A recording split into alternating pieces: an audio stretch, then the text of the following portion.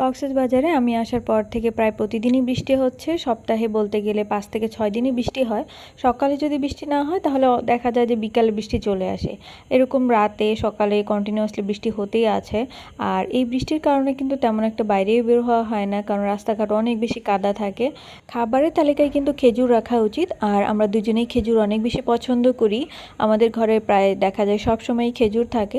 তো বেশ কয়েকদিন থেকে খেজুর শেষ হয়ে গিয়েছিল, তাই রাস্তাঘাট যেহেতু অনেক বেশি কাদা, আমি তেমন একটা বাইরেও যাই না। আর আমার হাজব্যান্ডও বেশ কয়েকদিন থেকে খুবই বিজি, আর সে বলছিল যে এখানে নাকি তেমন খেজুর একটা ভালো পাওয়া যায় না, তাই বলছিল যে অনলাইনে একটা পেজ আছে সেখান থেকে সে খেজুর অর্ডার করবে। বেশ কয়েকদিন থেকেই সে এটা রিভিউ দেখছিল, রিভিউটা মোটামুটি ভালো।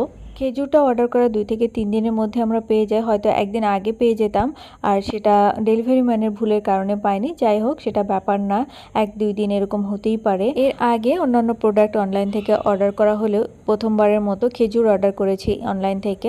তো আসলে কেমন হবে জানি না, তবে রিভিউ মোটামুটি ভালো ছিল। আর এদের প্যাকেজিংটা অনেক ভালো ছিল, এটা কাটতেই আমার অনেকটা সময় লেগে গিয়েছিল। তোমরা কিন্তু দেখতেই পাচ্ছ এটার প্যাকেজিং অনেক ভালো। আই হোপ এটার খেজুরটাও অনেক বেশি ভালো হবে। আমি কিন্তু বলতে ভুলেই গিয়েছি যে এই প্যাকেজের সাথে কিন্তু একটা মধুও ছিল, মধু আর 1 কেজি খেজুর ছিল।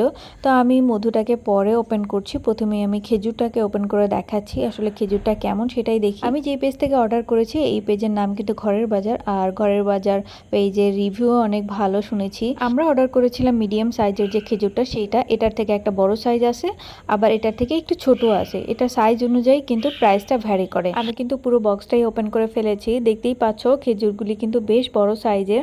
আমার হাজব্যান্ড তো দেখে বলতেছিল যে এর থেকে ছোট সাইজটা নেওয়াই মনে হয় বেটার ছিল, একটু দামেও কম পাওয়া যেত। তবে এখন একটু টেস্ট করে দেখার পালা, এটা দাম অনুযায়ী ঠিক আছে কিনা। তবে বড় খেজুরগুলি কিন্তু টেস্ট অনেক ভালো থাকে, এটা অনেকটা চকলেটের মতো মনে হয়। প্রথমে আমি এখানে একটু ছিঁড়ে নিচ্ছি, তারপর একটা খেজুর বের করে আমার হাজব্যান্ডকে দিয়ে বললাম যে তুমিই প্রথমে টেস্ট করে দেখো যে কেমন লাগে। কেমন টেস্ট বলো? মাশাআল্লাহ, ভালো। অনেক।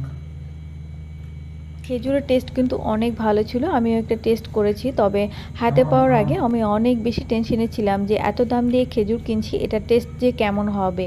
তবে আলহামদুলিল্লাহ এটা অনেক ভালো, নেক্সট টাইম এখান থেকে অর্ডার করব। তবে এই প্যাকেজের সাথে কিন্তু একটা মধুও ছিল, যেটা লিচু ফুলের মধু।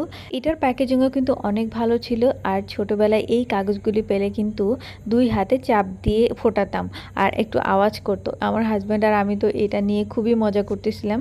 বাই দ্য ওয়ে, এইটা আমার আর টেস্ট করা হয় নাই, কারণ পার্সেলটা আমি রাতেই পেয়েছি, তখন আর আমি এটা টেস্ট করিনি, এভাবেই আমি রেখে দিয়েছিলাম। অন্য একদিন টেস্ট করে তোমাদেরকে জানাবো আসলে এটার টেস্ট কেমন। তবে খেজুরটা যেহেতু ভালো, আমি আশাবাদী যে মধুটাও অনেক বেশি ভালো হবে। আর লিচুর একটা ফ্লেভার আসতেছিল, আমি কিন্তু এটা ওপেনই করি নাই, তার আগেই কিন্তু একটা লিচুর ফ্লেভার আসতেছিল, কারণ এটা লিচু ফুল থেকে মধু তৈরি। 1 কেজি মিডিয়াম সাইজ খেজুর আর এই মধুটা, এটা একটা প্যাকেজের মধ্যে ছিল। পুরো প্যাকেজটার প্রাইস ছিল 1900 টাকা, আর ডেলিভারি চার্জ সহ এটা পড়েছিল 2050 টাকা। ওভারঅল সব কিছু মিলিয়ে আমি স্যাটিসফাইড। আজকের ভিডিও এই পর্যন্তই, দেখা হবে অন্য কোনো ভিডিওতে। সেই পর্যন্ত তোমরা সবাই ভালো থেকো, সুস্থ থেকো। আর আমার ভিডিও যদি ভালো লাগে আমার চ্যানেলটিকে কিন্তু অবশ্যই সাবস্ক্রাইব করবে, লাইক, কমেন্টস অ্যান্ড শেয়ার করবে। আল্লাহ হাফেজ।